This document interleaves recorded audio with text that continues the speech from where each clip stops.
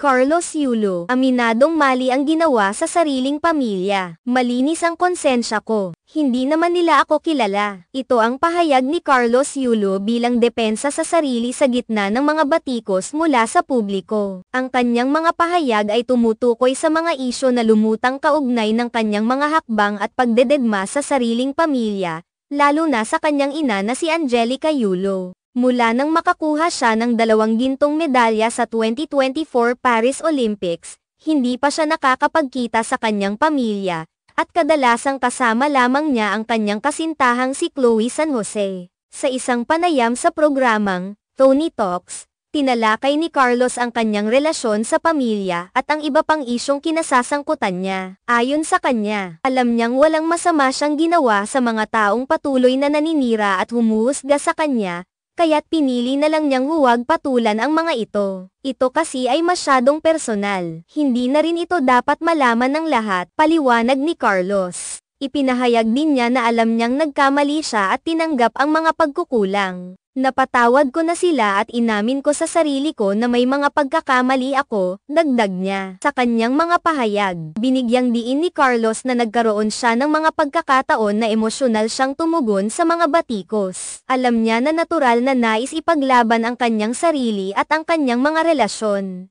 Ngunit sa huli, natutunan niyang huwag patulan ang mga negatibong komento. Nagkaroon na ako ng karma dahil mali nga naman na sagutin sila sa ganitong paraan. Aniya, pinahayag niya ang kanyang pagnanais na maging mas mahinahon at positibo sa kabila ng mga pagsubok. Mahalaga sa kanya ang pagpapatawad, hindi lamang sa iba kundi sa kanyang sarili. Ipinahayag din niya na siya ay nagdasal at humingi ng tawad sa Diyos ukol sa kanyang mga pagkakamali, na nagbigay sa kanya ng kapayapaan. Sa kabila ng mga isyu at usaping ibinabato sa kanya, patuloy pa ring lumalaban si Carlos sa kanyang mga prinsipyo. Ang kanyang mga karanasan ay nagpapakita ng kakayahan niyang harapin ang mga pagsubok at ang kanyang determinasyon na maging mas mabuting tao. Ang mga pahayag ni Carlos Yulo ay hindi lamang patungkol sa kanyang pamilya kundi nagsisilbing mensahe rin sa iba na ang pagkakaroon ng malinaw na konsensya at pagpapatawad ay mahalaga sa pag-unlad. Bagamat siya ay nasa ilalim ng scrutiny,